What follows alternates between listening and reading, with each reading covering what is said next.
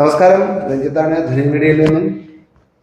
വീഡിയോകൾ ഇടുമ്പോൾ ഒരുപാട് ആൾക്കാരെ കമന്റിലൂടെ അഭിപ്രായങ്ങളൊക്കെ പറയുന്നുണ്ട്, ഒരുപാട് ആൾക്കാരെ ചോദ്യങ്ങൾ ചോദിക്കുന്നുണ്ട്. എല്ലാവരുടെയും ചോദ്യങ്ങൾക്ക് ഉത്തരം, അറിവുള്ള ഉത്തരങ്ങൾ പറയും, അറിവില്ലാത്തത് അറിയാവുന്ന ഗുരുക്കന്മാരോട് ചോദിച്ചിട്ട് പറയും. ചിലത് നമുക്ക് ഉത്തരങ്ങൾ കൊടുക്കാൻ ചിലപ്പോൾ സമയബന്ധിതമായിട്ട് സാധിക്കാറില്ല, എന്നുള്ള കുറേ പ്രശ്നങ്ങളൊക്കെ ഉണ്ട്. പക്ഷേ പല ചോദ്യങ്ങൾക്കും ഉത്തരം നമുക്ക് വേണം എന്ന് നമ്മൾ വിചാരിച്ചാണല്ലോ ചോദ്യങ്ങളില്ല, അല്ലെങ്കിൽ എന്തെങ്കിലും അതിൽ നിന്ന് നിങ്ങൾ പ്രതീക്ഷിച്ചായിരിക്കില്ല ചോദ്യങ്ങളില്ല. അങ്ങനെ വന്ന് ചോദിച്ച ഒരു ചോദ്യം, വശ്യത്തിന് സ്ത്രീ വശ്യം മാത്രമാണോ സാർ ചെയ്യുന്നത്, മറ്റു വശ്യങ്ങൾ ചെയ്യാറില്ലേ?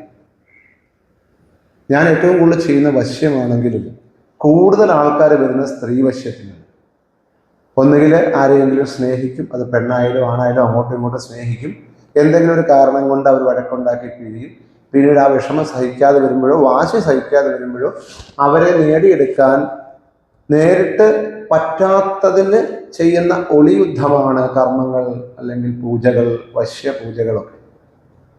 പലപ്പോഴും എൻ്റെ അടുത്തേക്ക് വരുന്ന ആൾക്കാരൊക്കെ പറയുന്ന കേട്ടാൽ വളരെ രസകരമായിട്ടൊക്കെ തോന്നും. സ്ത്രീ വശ്യത്തിനൊക്കെ വരുന്ന കേട്ടാൽ, ഞാൻ അവളെ ഒരുപാട് സ്നേഹിച്ചു, ഒരുപാട് പണം കൊടുത്തു, പക്ഷെ ഒരു സുപ്രഭാതത്തിൽ അവള് വേണ്ട എന്ന് വെച്ചിട്ട് പോയി. ആ സുപ്രഭാതത്തിൽ എന്താണ് സംഭവിച്ചതെന്ന് ഇവർ നമ്മളോട് പറയണില്ല.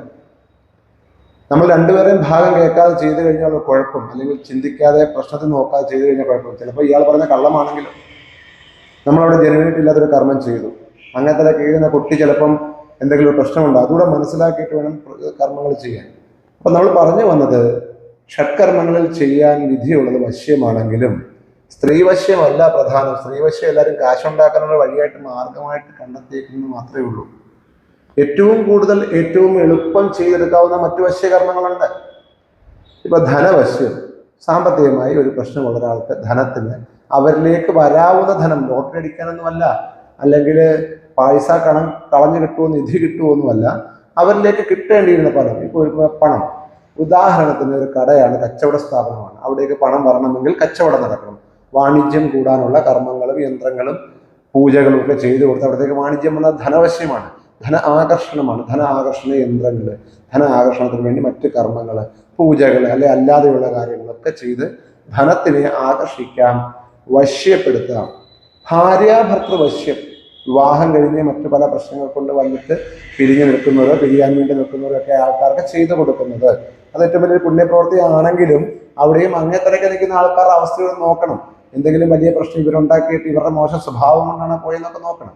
അതിലുപരി തൊഴിൽ വശ്യം ഏറ്റവും കൂടുതൽ ചെയ്ത് പ്രയാസമാണെങ്കിലും വേറെ സൈഡ് എഫക്റ്റ് ഒന്നുമില്ലാതെ ചെയ്തെടുക്കാൻ പറ്റുന്ന തൊഴിൽ വശ്യമാണ്. പലപ്പോഴും വശ്യകർമ്മങ്ങളിൽ സ്ത്രീ വശ്യമൊക്കെ ചെയ്യുമ്പോൾ, പുരുഷവശ്യമൊക്കെ ചെയ്യുമ്പോൾ സൈഡ് എഫക്റ്റുകളൊക്കെ ഉണ്ടാവാറുണ്ട്. നല്ല സൈഡ് എഫക്റ്റുകൾ ഉണ്ടാകാറുണ്ട്. പലപ്പോഴും അത് ബാധിക്കാറുണ്ട് കർമ്മികളെ പല രീതിയിൽ. ധനവശ്യമാണെങ്കിൽ ഇപ്പോൾ സൈഡ് എഫക്റ്റ് ഉണ്ട്. എന്നാൽ തൊഴിൽ വശ്യം, ആ ബ്ലോക്കുകളൊക്കെ മാറ്റി പൂജകളിലൂടെ കർമ്മത്തിലൂടെ പ്രശ്നങ്ങളൊക്കെ മാറ്റിക്കഴിഞ്ഞാൽ പെട്ടെന്ന് ചെയ്തെടുക്കാൻ പറ്റും. തൊഴിൽപരമായിട്ട് ഒരുപാട് തടസ്സങ്ങൾ ഉണ്ടാവാം. ചിലപ്പോൾ ജാതകാൽ പ്രശ്നം ഉണ്ടാവാം, കുടുംബപരമായിട്ടുള്ള വെച്ചാരാധനകൾ, മൂർത്തി ദോഷങ്ങൾ, ധർമ്മദേവതാ കോപങ്ങൾ, സർപ്പങ്ങളൊക്കെ ഉണ്ടാവാം. ഇനി അല്ലാതെ എന്തെങ്കിലും ശത്രുക്കൾ ചെയ്യുന്ന കർമ്മകൾ കൊണ്ടോ അഭിചാരം കൊണ്ടോ മറ്റു പ്രശ്നങ്ങൾ കൊണ്ടോ നമുക്ക് തൊഴിലിന് തടസ്സമുണ്ടാകാം. പിന്നെ പലരും ആൾക്കാരും വരുന്നത് നിലവിലൊരു ജോലി ചെയ്യുന്നതിൽ നിന്നൊരു അപ്ഗ്രേഡ് ചെയ്യാൻ, കുറച്ചുകൂടെ മെച്ചപ്പെട്ട ജോലിയിലേക്ക് പോകാനൊക്കെ വരാറുണ്ട്. ആദ്യമായി ജോലി ലഭിക്കാൻ വേണ്ടി കർമ്മങ്ങൾ ചെയ്യാറുണ്ട്. ഞാൻ ആദ്യമായിട്ട് വശ്യകർമ്മം ചെയ്ത തൊഴിൽ വശ്യം തന്നെയാണ്. സ്ത്രീ വശ്യമൊക്കെ ചെയ്യുന്നതിന് മുമ്പ് ഫലിപ്പിച്ചത് ആദ്യത്തെ കർമ്മം തൊഴിൽ വശ്യമാണ്. വിദേശത്തൊരു ജോലിക്ക് വേണ്ടി ഒരാളിൻ്റെ അടുത്ത് വന്നു, അവരുടെ കാര്യം നടത്തി കൊടുത്താൽ ഇത്ര ദിവസക്കുള്ളിൽ ഇത്ര രൂപ തന്നാൽ മതി എന്ന് പറഞ്ഞ് അങ്ങനെ കർമ്മം ചെയ്തു. അത്ര ദിവസക്കുള്ളിൽ തന്നെ അവർക്ക് ജോലി വാങ്ങിച്ചു കൊടുത്തു, നല്ല ജോലി വാങ്ങിച്ചു. അതിനുശേഷം അവർ ആ പണമൊക്കെ തരികയൊക്കെ ചെയ്തു.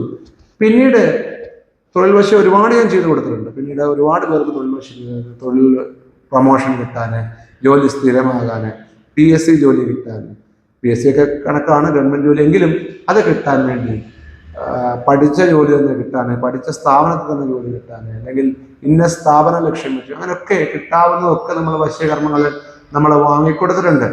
അപ്പോൾ വശ്യകർമ്മങ്ങളിൽ നമുക്ക് നടത്താവുന്ന അല്ലെങ്കിൽ ചെയ്യാവുന്ന കർമ്മങ്ങൾ നമ്മൾ ചെയ്തു കൊടുക്കുകയും, ഷഡ്കർമ്മങ്ങളിൽ ഏറ്റവും എളുപ്പം തൊഴിൽ വശ്യം ചെയ്യാനാണ്. പലരും ചെയ്യാൻ മടിക്കുന്നതും പലരും ചെയ്യാത്തതുമാണ്. ഒരുപാട് ദിവസം, ഇപ്പൊ കഴിഞ്ഞ ദിവസം പോലും ഒരു വിദേശ ജോലി ഒരാൾക്ക് വാങ്ങിച്ചു കൊടുക്കാൻ സാധിക്കും, നല്ലൊരു കാര്യമാണ്.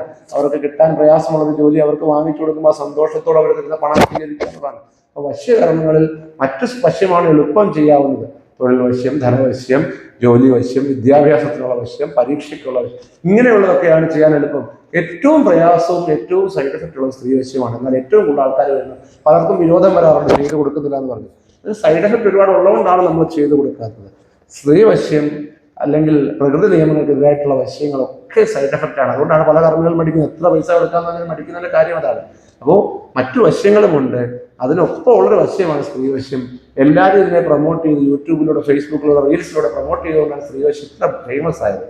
അല്ലാതെ സ്ത്രീവശ്യം മാത്രമല്ല വശ്യകർമ്മമുണ്ട്. നല്ല കാര്യങ്ങൾക്കായിട്ട് വശ്യകർമ്മങ്ങൾ ഉപയോഗിക്കുക, നന്മയ്ക്കായിട്ട് ഉപയോഗിക്കുക, ഒരാളെ ദ്രോഹിക്കാൻ വേണ്ടി ഉപയോഗിക്കാതിരിക്കുക. നന്ദി, നമസ്കാരം.